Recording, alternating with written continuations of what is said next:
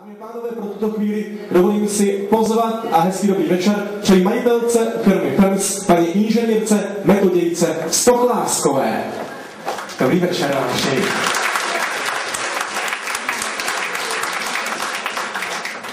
Nespěchejte, pohodě. Máme dobrý večer. S dovolením zase na úvod, aby jsme to trošku odlehčili, taková chlapská otázka.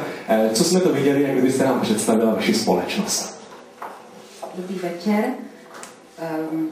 Moje firma Firms se zabývá prádlem, spodním prádlem je základ, ale ve výsledku bych chtěla oblíknout všechny ženy, aby byly nejkrásnější.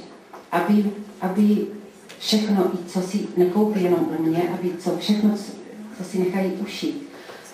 Sako, prostě podprsenka musí sedět tak, jak má. Takže o tyhle ženy se starám, můžu se pochlubit, ale je to tak. Mám největší výběr, jaký si můžete představit. Nejen výběr co do množství, ale výběr hlavně sortimentní. Mám značky. Ty značky nejsou o tom, že to stojí peněz. Stojí to víc peněz. Ale je to hlavně o tom, že je to kvalitní materiál, kvalitní technologie a technologie zpracování těch střihů. Takže ve výsledku, když se do toho prádla oblíknete, tak všechno máte na tom správném místě. Bodíčka, stahovací kalhotky, prostě všechno na vás. Košíčky od A do H, velikosti 65 až 115, takže všechny ženy opravdu oblíknou. A ty plavky, které tady byly, jste viděli, tak to mám všechno i ve velkých velikostech, 46E, F, G, H, takže si dovedete představit.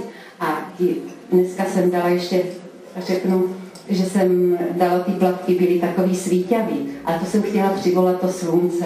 Chtěla jsem přivolat, všichni jsme tady dneska, teda vy jste tady všichni tmaví, ale chtěla jsem přivolat to sluníčko. Chci říct, že mám i pochopitelně jsou dámy, který upřednostňují to černé prádlo, takže nejen černé prádlo, ale černé plavky s lemováním, s jemným lemováním, s barevným lemováním, takže určitě si vyberete. No já doufám, že se vám podaří to sluníčko přivolat, jste se trošku rozjela. Nicméně, čím jste originální? Proč by naše zákaznice měly jít právě k vám a neměly by jít někam jinam jako ke konkurenci?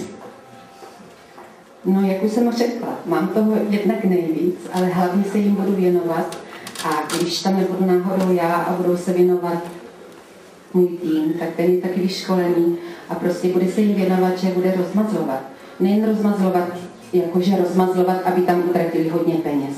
Já všem zákaznicím říkám, že neprodávám do šuplíku.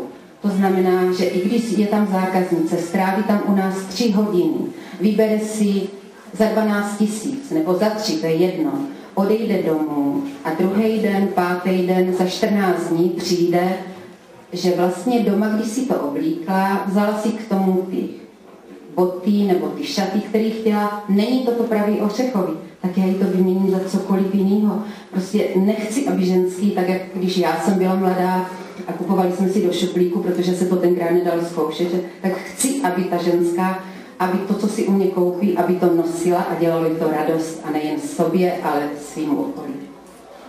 My musíme zdůraznit, protože některé dámy už jsou vašimi zákaznicemi. Vy jste se přestěhovala nedávno, tudíž pozvěte nás do své nové provozovny.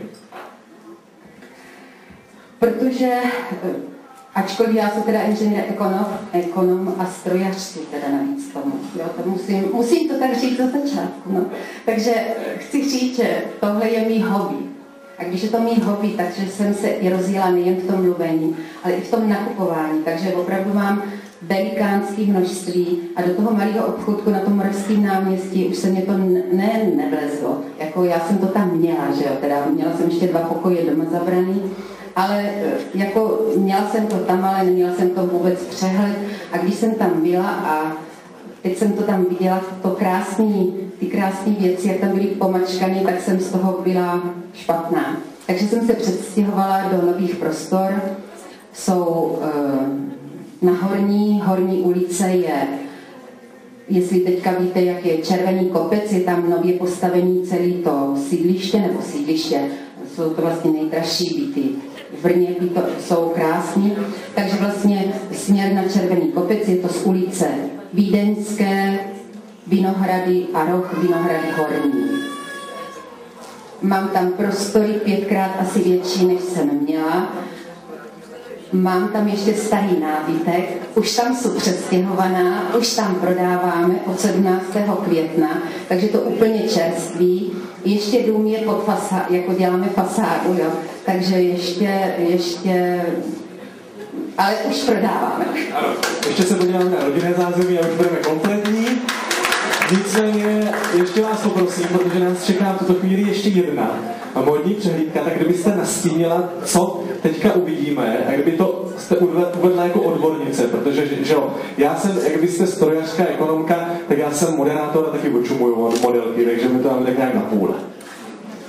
Tak ještě jednou, teďka bude jenom spodní prádlo, protože manekinky jsou, jaký jsou, nejsou tak, jako my jsme, jsou mladí, štíhlí, míň vyvinutý, takže jsem musela na ně vybrat něco, aby jim to slušelo. Nicméně, uvědomte si všechno, co mají na sobě, tak buď je ve stejném provedení do Dčka, anebo když je to tvrdá podprsenka, tak v měkkým provedení, ale drží úžasně a máte nádherný dekolt, tak to je až do Fka, do Gčka i do Háčka.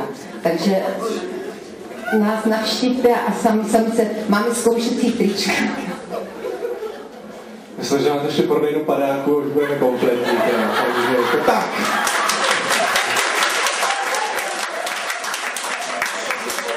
Já vám moc krát děkuji. Dámy a pánové, to nebylo zdaleka domluvené, jdeme dozadu. A já říkám ekonomka, strojařka, paní inženýrka, metodika Stodlásková a společnost FEMS.